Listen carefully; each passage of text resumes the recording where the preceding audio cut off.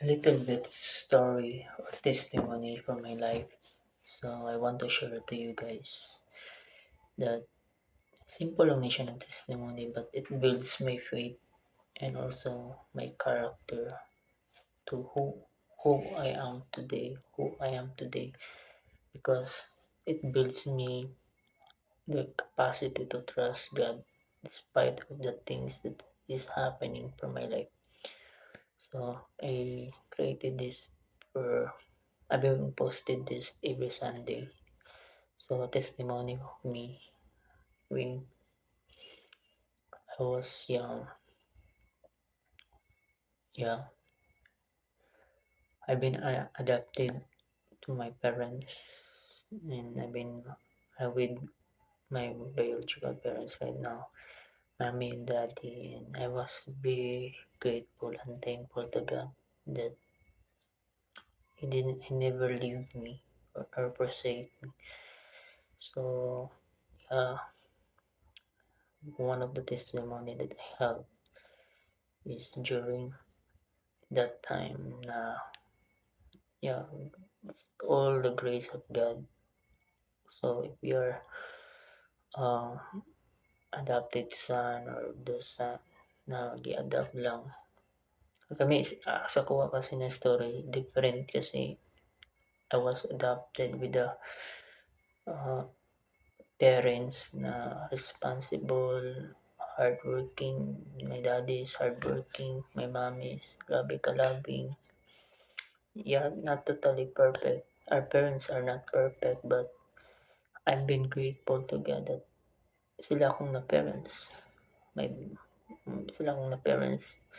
Even though I am adopted son, I believe na plano po ni God na ihatag ko sila. One of my realization ako, siguro bata pa ko na-realize na ko how I am grateful and thankful I am na ako sila and usab na sa mga answered prayer po na ako when I was young. I believe na yeah, I am grateful for them na pagtarong di ko nila eskwela, napahuman di ko nila exactly sa yeah, I've been graduated as a Bachelor of Technical Vocational Teacher, major in Computer Hardware Servicing.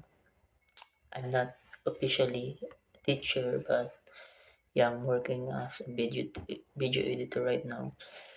Yeah, I failed my I failed my last my board exam 2023. So yeah, it's not totally plain my life.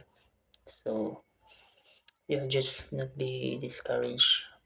I believe I have quote in the Bible in Joshua chapter 1 verse 9. Do not afraid or discouraged. Be strong and courage. Do not be discouraged, for the Lord your God is with you whenever you go. So whenever you go, God is with you. So that's one thing that I've been thankful. That is my testimony na I'm being grateful na i-adapt ko nila.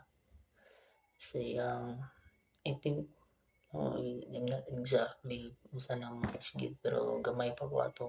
I-adapt ko nila 9 months or I think I forget it. So I believe na napatasan ko nila padako and that's one thing na I could that's the one thing na valuable bitaw sa world na he wants the best for you as a parent. Always ginagid he wants the best for his child. Gusto ginilang best gid sa tuwa and also nagi different lenses. Like dili pod ang kita pod mga as anak dili pod ang kuan pod kita kasabot sila na times niya na mga quarrel moments or mga problema na magian sa life but yeah, it's a part of the journey sa family na mag-grow mo as a family na mag-grow mo na mag-strong pagiging relationship na matag usa. uh, yeah, it's really important na you value your time with your family, time with your parents right now. My parents right now is old. So, yeah, even though layo ko sila, I've been praying to God na He will keep safe and also put, good health po sila. Kaya tigulang na sila. Yeah, I believe that life moves in a way that we are not alone because God is very intentional to us. So we need to dwell first to Him, to ask for His guidance,